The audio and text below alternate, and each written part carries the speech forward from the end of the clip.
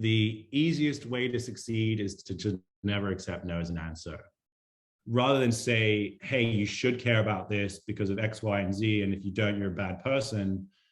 We try and say, you don't have to know anything about this. Heck, you could run this race and you may not have learned anything about slavery, and we'd still welcome you back next year to come and run it again. Hi, I'm Stephanie. And I'm Bailey. Welcome or welcome back to Never Too Early. Never Too Early is a podcast under the Entrepreneurs Network, a network for and by female entrepreneurs. This podcast showcases youth changemakers, whether it be entrepreneurs, activists, NGO founders, or more, encourages them to share their journeys, challenges, and tips, and aims to inspire other teens and young adults to make a difference as well. Today, we're so honored to have on Christopher Schrader, founder of the 24-Hour Race, who founded the charity at the age of 16 in Hong Kong. Now, he is its first executive chairman to help the charity spread to its next 10 cities. The 24-Hour Race is a global student-run nonprofit that fights modern slavery. To this date, over 1 million have been directly involved in their events and campaigns, raising over 25 million Hong Kong dollars for anti-slavery efforts globally. Keep listening to learn more. Hi everyone, welcome back to Never Too Early. Today, we're so honored to have Christopher Schrader with us, who is a founder of the 24-Hour Race. So before we jump into everything, what is something that you're grateful for today? Yeah, literally the weather. It's beautiful outside. It's cool, 15 degrees, and I've been in the last few months, I've been in minus 10, 20. So I'm grateful for the weather. Wow, that sounds so lovely. Here in Hong Kong, it's pretty gray, so I'm very jealous of that right now, but I love that so much for you. So as we get started, would you mind giving a quick introduction about yourself and what you do? Sure. So I'm Chris, and I'm a third generation Hong Konger. Family originally moved here in the 60s. My mom was born here. I guess with regard to the 24-hour race, the whole journey for me started a few years before it started. And that was with, an expedition I did in memory of a friend of mine. So the idea was that as a hapless 15, 16-year-old student, I didn't really have any skills and certainly no money, but I cared, about, in this case, about my friend's, the disease he passed away from. I wanted to do something about it. I figured, if I pushed my limits physically and mentally, I did something that would have been extraordinary, but relative to me, right? For everyone, that's different. People would sort of, maybe raise their eyebrows a bit and try and figure out why this guy is doing this thing. And so that was the first instance for me of, connecting this whole idea of endurance and charities. And it seems to be a natural connection. And, we all know people who run marathons, raise money while doing so, stuff like that. So fast forward a few years, I think maybe 2 or 3 years, and several more expeditions, all for causes I really cared about. I was getting a lot of questions from students who wanted to do something similar. Maybe they had their own cause, that they wanted to support, but they just wanted a little bit of guidance on how to do it. And so I set up a small kind of nonprofit, I guess you could say, where I was just advising groups of, I think about 5 to 10 groups over the course of a year or two on setting up their own expeditions. And it just kept getting bigger. People just kept asking more and more what they could do. So I figured it might be nice to give everybody a taste of pushing your physical and mental limits for a cause. And that's really where the 24-hour race started. So the idea of the 24-hour race is, it's a relay race. You run it in teams. You don't even have to run it. You can walk it, or as many of us know, you can sleep through most of it. And, if you get tired, you just tag yourself out. So it seemed like a good challenge. Like the fittest athletes could push themselves, and people who'd never run before could push themselves. So that was it. And that's a very simple idea. We call it the 24-hour race. I didn't invent the idea of a 24-hour race, right? Like I think a lot of different events around the world do this. And in fact, if you Google 24-hour race, maybe we're at the top now, but it used to be a classic car race in Le Mans called the 24-hour race as well. People, millionaires racing beautiful cars for 24 hours. So the concept been around for a while. Applying it to students was kind of new, because this was at a time where and I remember I initially started by pitching schools, and a common feedback was like, we can't get our students to run 5Ks for cross country. Why are they gonna run 24 hours on a weekend? You're insane. This is not going to work. But I just had this intuition that this was a bit different. And at a time, I guess, on health and safety and stuff, people want to do stuff. They want to stand out, and this was an opportunity. So there are very few situations in Hong Kong where so many different schools meet in a relatively casual setting. So there's that social aspect. All of this was an accident, by the way, just because I knew, at least in my own experiences, getting to the finish line was about what you were doing it for. And there was plenty of reasons to quit. So I knew that choosing a cause was important, but it had to be, not about me anymore. I knew nothing about modern slavery, but there was one teacher at my school. I went to United World College at the time in Hong Kong. And he was extremely passionate about this, this issue of human trafficking. For me, human trafficking was still, Liam Neeson style, pretty girl gets kidnapped on the streets of Paris, not what we now understand it to be, and at that scale either. So what he introduced me to was the trafficking of children in very poor communities in northern Nepal into circuses in southern India. So it wasn't even the global problem of modern slavery. It was just that one particular trafficking channel, which affected maybe a couple hundred kids or something.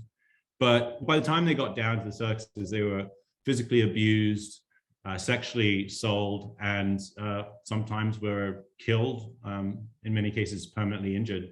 It just didn't seem difficult to get behind that something like that could be happening. So we elected that as our first cause, and our first race was in 2010. And I remember, I think even 3 months before the race, they were kind of laughing us out the door. So that's when we went directly to students. We said, screw it, we're just going to work directly with students.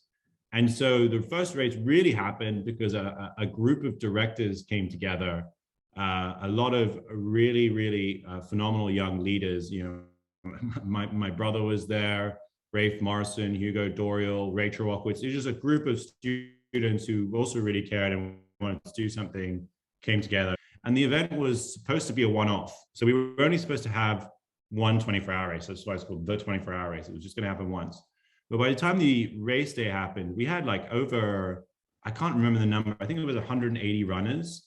And we had twice that many people who wanted to run. So we just figured we'd do it one more time. And because I'd learned so much in the process of putting the event together, it was like getting a mini degree in entrepreneurship, right, over the course of 6-7 months. I said, you know what, why don't I just guide the next generation of students to do this? And whoever volunteers just goes for it. And so back then it was literally, who wants to direct the race? Few people kind of raised their hand, and then they were just a director. That's how it worked. It became a lot more developed over time, but that's how it worked in the beginning. And the next year, the race doubled in size and doubled in funds raised. And that happened every year. And suddenly we were going to Kuala Lumpur and then Singapore. And it was just spreading across the globe, brought to these new cities by other student directors.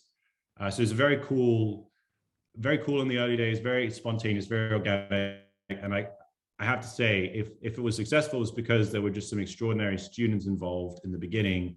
And if you hear all these little bits and bobs, I think you need to understand as well, it's pretty lucky, right? Timing was pretty good. The cause we kind of lucked out on, in the sense that it would be increasingly relevant and something that more and more students would get behind.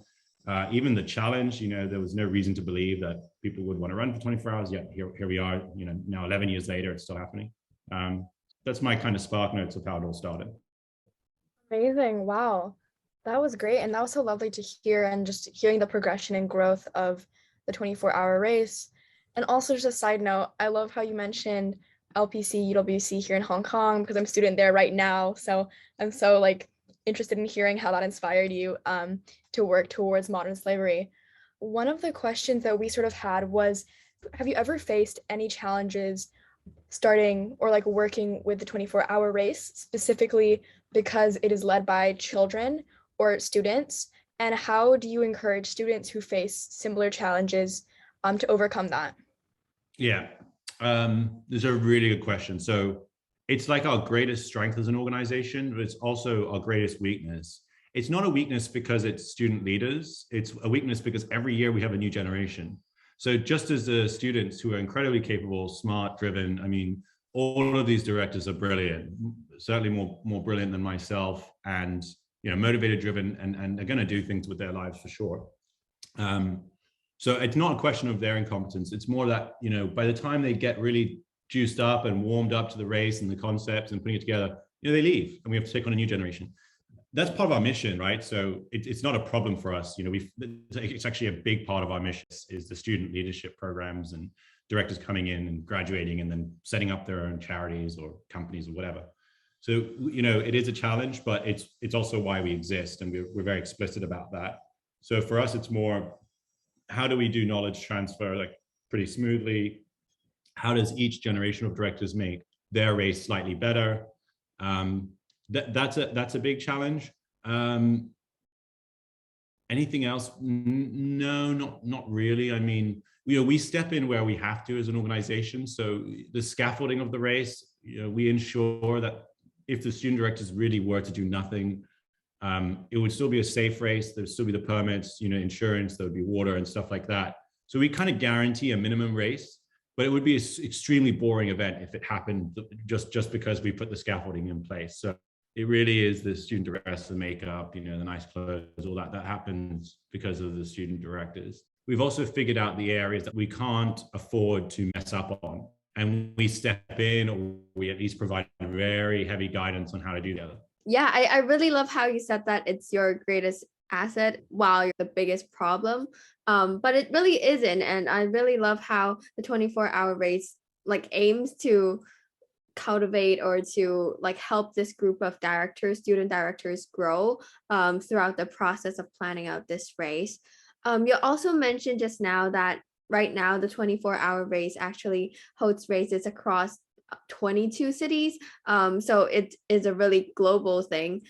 So what has the process been like expanding the 24-hour race, and how did you start reaching out to different countries, or do you have any suggestions for people who are looking to expand their organizations? Yeah, so let me just clarify first by saying, I haven't led the 24-hour race now for a number of years, as in execution-wise, as a CEO or something. So we actually have a CEO, it's Daniel Hestevel, brilliant guy, very talented, actually was originally a runner in our races, then went to university, studied, and now leads our organization, which is super cool. And he has been behind that big international push. This was his brainchild and his initiative. So, I don't want to seem like I'm the genius behind that. By the time I left the 24-hour race in a kind of operational capacity, I think we were in about 5-6 cities. So it's been like a 4 or 5-fold increase since I've left. But I have been on the board, and I've been sitting as chair, so I can see what's happening. I think in terms of international expansion, when your charity goes overseas, it should just happen pretty organically. It shouldn't be something you even really have to plan. So in the case of the 24-hour race, there's always demand for new races. So there are always a group of students who have run it somewhere. Maybe they moved during high school, maybe they moved for university, and they want to bring the race with them. It's always just been a question of how do we manage that? What do these races look like? Do we want university races, given that we're focused on high schools? Is it viable, feasible to do it in this particular country? And then, of course, in the last few years, COVID has made it really challenging for our organization. We haven't had a physical, an in-person race, with a few exceptions, in basically 2.5-3 years, which would normally, absolutely kill an organization. But Daniel's been really innovative in what we managed to do, how we managed to do it, virtual races, this sort of thing. Not perfect, but really outstanding given the situation that we're in. So yeah, first piece of advice is, don't expand unless you're kind of already, it should just work, just feel right. And in our case, we always have this demand. So it's more a question of how can we cater to that demand? What sort of races are we committing to? What's our goal in putting them together?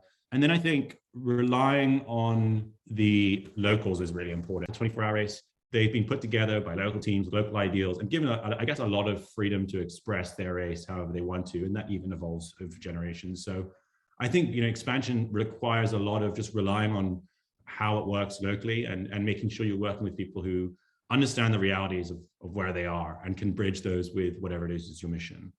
Yeah, I love that. And like the idea you mentioned at first, like how organic it should be for an expansion. I think that's really important. And throughout like our conversation just now, you repeatedly mentioned how there really is a demand for such races, or how students actually want to hold their race or join different races. It shows how important that it is the students or the volunteers who want to make an impact instead of planning this out. On that note, I want to ask about managing a team, because you mentioned advising different students and also managing the 24-hour race for a period of time. Now you're on the board. I want to ask you, have any advice for organizations that are constantly expanding, or when there are like a new generation of directors, how do you manage to teach them the skills needed, or to incorporate them into the operations of your organization? Yeah, so insofar as non-profits go, there's plenty of advice and plenty of lessons learned. I think there are a few things that are kind of easy to overlook. If you want your organization to succeed and you're relying on a lot of volunteers, that's challenging, because with a volunteer, you have a weird relationship. You know, they are giving you their time for free, so they kind of feel like you owe them something, and you have a mission and work to do, and you kind of just want them to do it regardless of the status of their volunteership. And what I think I've realized over time is it's best to treat volunteers like employees of a sort. And what I mean by this is, sure, they're giving their time, but they still have a standard to meet and a job to do. And if they're fickle about that, it doesn't reflect well on anyone. Now, this is really important, because if you have a team of say 6 or 7 directors, and you have one director who really isn't pulling their weight, often it comes down to effort. If people are making effort, but they're messing up, that's part of our mission, that's fine. But if they're not really putting the effort in, or the work's being done in a lazy way, that doesn't just affect their role, it affects everybody else. Everyone else can see that, and everyone else can see that that behavior is tolerated. And so the overall level and quality of work of the organization just goes down. So one of the key pieces of advice I have for people working with a lot of volunteers is you have to nip that in the bud soon. So if you see someone isn't pulling their weight, it's very easy to pull them aside and just say, hey, look, I don't think this is working to the level I expect. What's going on? Maybe they'll give you an answer that's fine, and you'll move forward, maybe not. But it will drag the whole team out unless it's addressed. That's one thing I think of. Another thing is, if your team is going to work, you have to be willing to give credit as a leader. And this is quite hard in the vain world of being a high school student, you know, having been there myself. But you know, everybody wants the credit, everyone wants to be leader, or at least recognized as leader. So I guess you should start by setting an example that the mission is far more important than for example, your ego or your position, and see how you can try and give credit as much as possible to your team.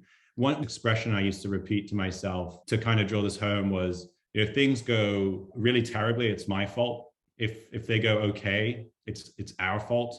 And if they go really, really, really well, it's your fault. So that was like how I would think about things in general. Is okay, if there's a big screw up, I can ultimately trace it back to myself in some way, right? Even just by working with this person, like that's the most simple way to look at it. But probably there was a system in place that could have changed, or a conversation I could have had, or whatever. If it goes really well, I think I've done something right, but it's in enabling other people to do their jobs respectively well. That's one way to think of it.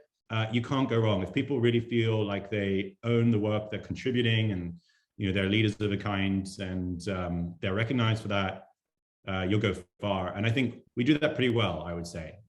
You know, and I don't think I'm being facile about it. I mean, our directors do put together our races. They do work when the directors are good, and if we don't have good directors, we don't have good races. So it isn't just an expression for us, it's also just a reality. Another mental exercise that I like to ask people is, for example, if they're starting an organization, a charity of some kind, could they do this for 20, 30 years without any recognition at all? Like no one would even know that it was done by them. Let's say it really works out. Let's say the 24-hour race existed today and nobody knew that I was the founder or I had anything to do with it.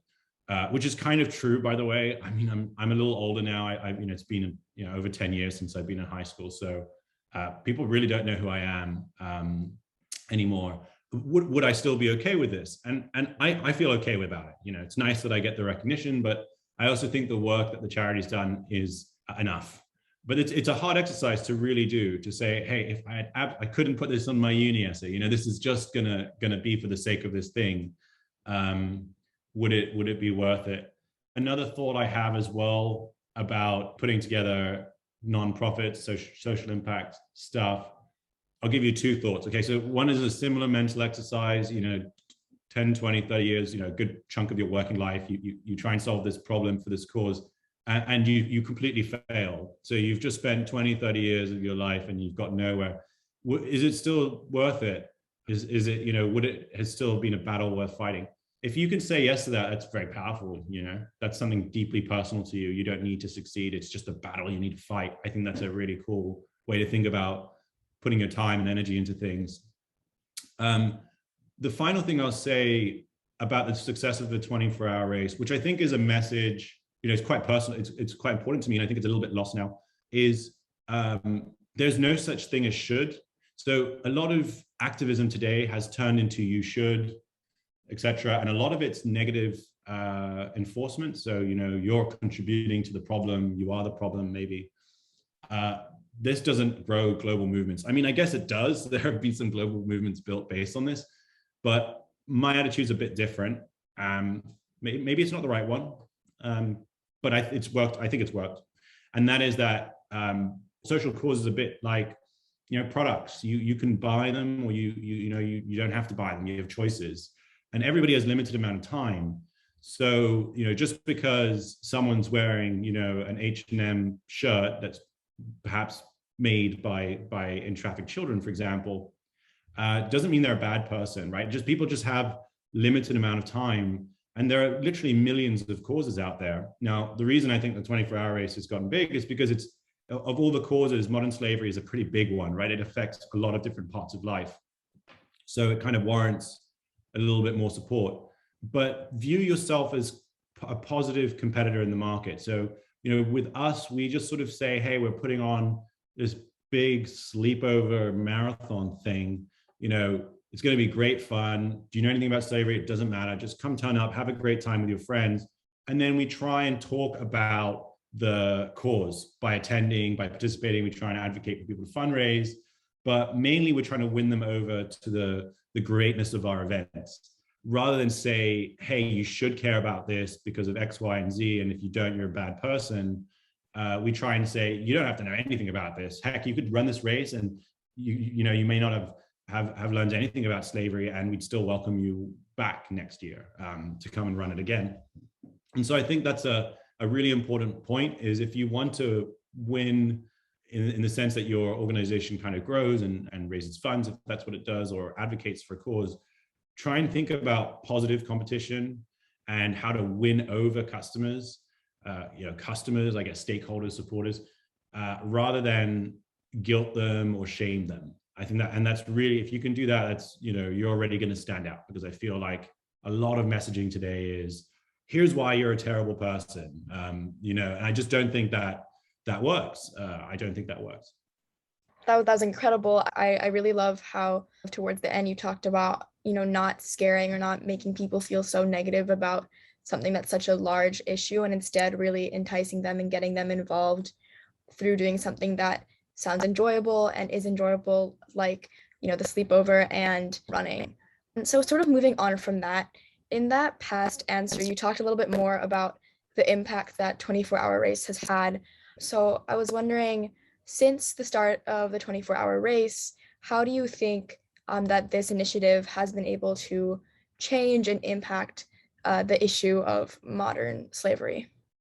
Yeah, that's a good question. So there's two types of impact that we measure, which is we raise funds, we donate those funds to grassroots organizations that actually fight trafficking on the ground. We don't have full-time volunteers working in, you know, parts of the world where trafficking is a real issue, but we try and donate effectively.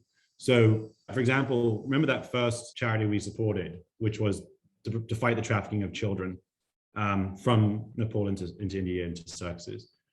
Tangibly, within 2 years of us funding that organization, they ended that route of trafficking with a law. In fact, I believe it was India's first law which specifically banned a human trafficking channel. So the cause was, addressed. We didn't have to rescue kids from circuses anymore because they couldn't be trafficked into circuses. Since then, it's very difficult to measure these things because often we're one donor, albeit a large donor, among many other donors of the projects that we've supported. And we went from when I was CEO in 2014, where we would have one country, one cause. So each race would choose its own cause to support, to growing pretty large, and then eventually centralizing around one partner who had many other partners they work with around the world, which is our model now. So tracing, your dollar into this organization, and then how does that actually get spent, and does it go towards the specific rescue or rehabilitation of someone, is challenging. But we've calculated it to be like the funds raised by students, we think have directly rescued and rehabilitated something like 2,000 to 3,000 people tangibly. Now, you save a life, you save the universe is kind of the old saying, right? So anyone you can help is a big deal, but we do have to think about return on investment, right? And we're an organization that's raising millions every year. So a big part about how we think about our impact is the number of students running our races, volunteering in them, being exposed in some way to them, and then going forward in their lives with that, subtitle in their lives. If human trafficking is a problem, here's how it exists. So when people will go to university, graduate, have a job, and it comes to simple consumer decisions or working within a company or starting one and thinking about how to avoid supporting trafficking in any way or modern slavery in any way, we'd like to think we've had a small role in that. Advocacy is a big issue. When young people care about something, we see that the world can change overnight as a result of that. So it's a force to be reckoned with, and we're thinking about generational change. If we have one, our vision, right? 24 hours, millions of youth, the end of slavery, right? If we can get one day millions of people to run at the same, we used to host our races, by the way, at the same time, which was really cool. We can't do that anymore. It's too cold in Europe, that sort of thing. But the idea was, if we can get millions of people at the same time, all thinking about slavery and advocating for solutions to their local manifestations of the problem, maybe we can make a dent in this industry.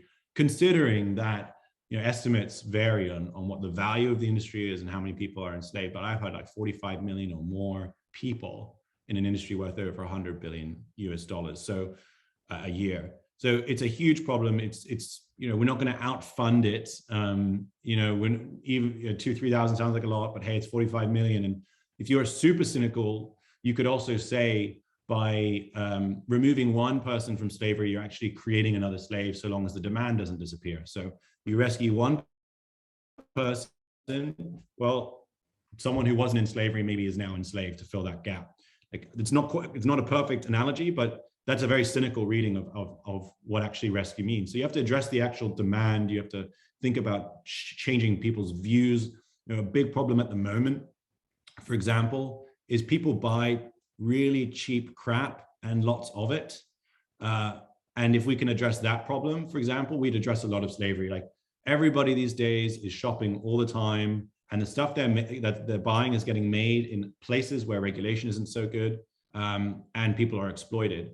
So if we all just bought a little less crap, and we cared a little bit more about where it was made, by whom, that would already have a big effect on the whole problem of slavery. If you wanted to solve like a large aspect of that, it would just come down to consumer choice. Do I want to spend a few dollars more for a product that's maybe made at a slightly higher quality and certainly is free of slavery? That would have a much larger impact than anything we could do. But that's a cultural shift.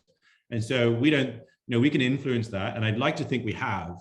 It's certainly either very coincidental that the 24 hours grew throughout Asia, that the cause became much more mainstream. Because I guarantee you, in 2010, nobody was talking about human trafficking. I didn't know what it was, for goodness sake, right? Like nobody was talking about it. So that's maybe coincidental. Again, I'm willing to believe that we just got the timing right. But I also like to think we definitely contributed to that wave.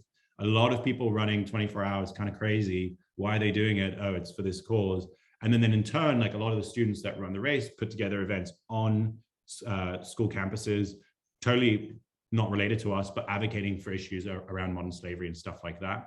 Yeah, that's really amazing. I love how you mentioned that impact is sometimes not measurable, and sometimes it might actually make you feel like lost in the process of like trying to advocate for a particular social problem. But at the end of the day, even challenging the volunteers to run for like 24 hours, or having the student directors try organizing an entire 24-hour race is already a type of impact. And as student leaders, that is also something that we should take account of. So wrapping up, we have a few questions that we ask every guest. So firstly, on the topic of making an impact in our community or making a change in this world, what is a change maker to you? One way I like to think about this is to think about the greatest impact you can have as a person. And I think we often get this really wrong. So we think that the biggest impact we can have is at the sort of Gates Foundation, Elon Musk's of the world level, where you've created something that is global, maybe generates billions of dollars, maybe doesn't, affects millions of people. I actually don't think that's the biggest impact you can make at all.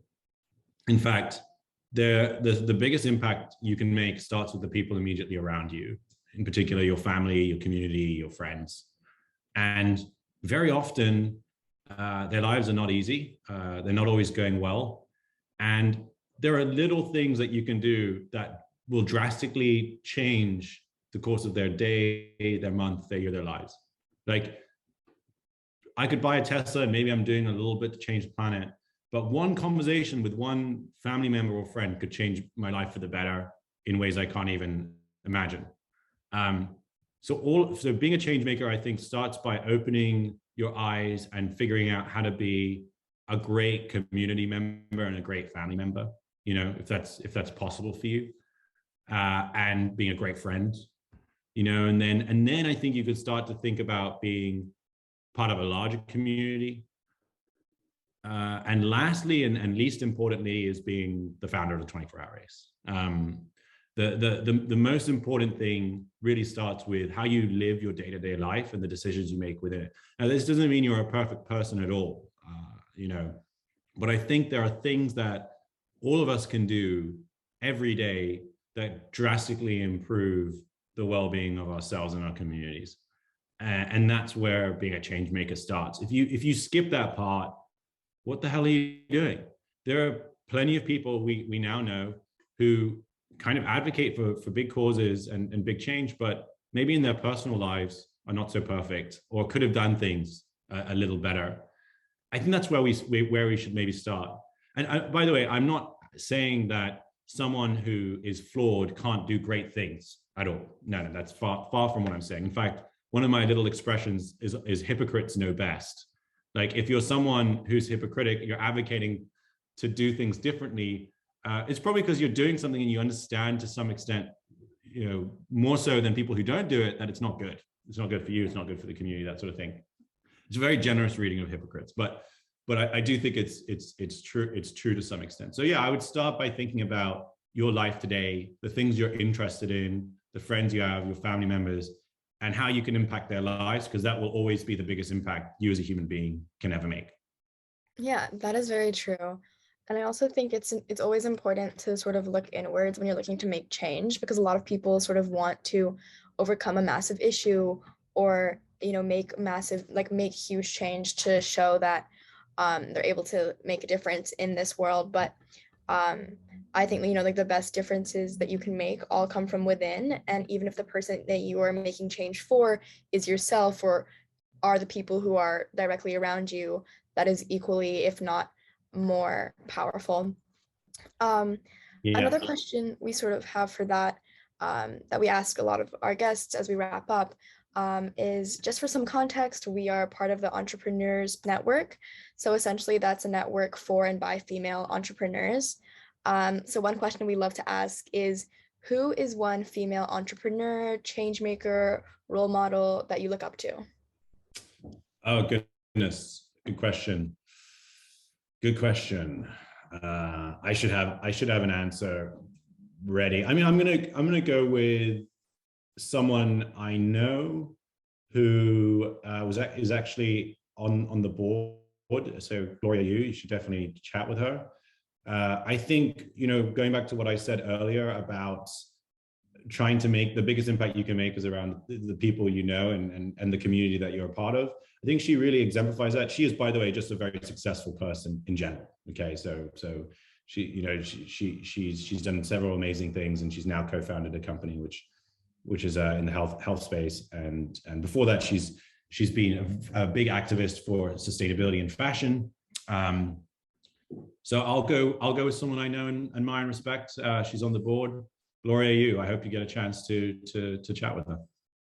That is amazing. And one of our questions actually later would be anyone you would recommend us talking to. So we would definitely stalk her LinkedIn. So as we wrap up, just now you've already given a lot of amazing advice. Me and Bailey were keep taking notes. But is there one final piece of advice, short and sweet, you would give to ambitious, excited youth out there who are looking to make a difference in their community? Yeah, don't give up.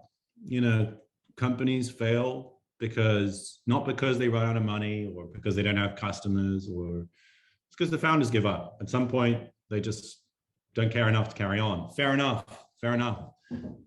But the easiest way to succeed is to just never accept no as an answer, and to constantly figure yourself out. I think this is my life philosophy. I don't think I'm a very smart guy. I'm certainly not very rich.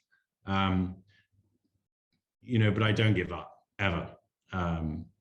Okay, within reason. There are times I'll give up, but I try my best to really, really, really hold out for as long as possible. And I think you'll be kind of surprised with how much you can learn and achieve at the very least by just pushing through with something, even when it doesn't seem like it will work. I mean, again, remember the 24-hour race. We had zero signups months before the event, and then it just happened. It just worked out. And the same was true for every other race. Everything else that we've done never worked the first time. It took a few errors and a few lessons, sometimes really hard lessons, to figure things out. So don't give up. I love that so much. And I think not giving up is a testament to the growth that the 24-hour race, has experienced over the few years. And, if you had given up that first time you tried and nobody signed up, where would it be now? So it's incredible to think that just persistence can get you so far. And I'm sure, you on the board of the 24-hour race and just the 24-hour race as a whole will continue to do so much in terms of expansion and in terms of just making an impact on the issue of modern slavery. So for those people who are listening that might want to follow your journey or the 24-hour race, where can they do that? So I'm not on social media at all, but check out our Instagram page, 24-hour race, or our website, 24hourrace.org. I think we might even have a TikTok now. I don't know, and it's certainly a Snapchat. So that would be the way to figure it out. Definitely sign up for our newsletter. If you want to get involved, please get in touch. There are lots of ways to do that, whether that's on Instagram or on the website. And I hope to see you at our next in-person race whenever that happens. Amazing. Thank you so much. Again, thank you so much for coming onto the podcast. Thank you so much for coming on. It was amazing. And hope to see you next time. Bye. Thank you. Huge thank you for tuning in to this podcast. We hope we taught you something today. If you would like to hear the insights of other young changemakers, tune into this podcast every Wednesday at 8 a.m. Hong Kong time, which is GMT +8. We are on Spotify, Apple Podcasts, and Anchor. To stay updated and involved, follow at nevertooearly.pod on Instagram. We have all the links in the description of this episode. We'd love to hear from you. Talk to you next week.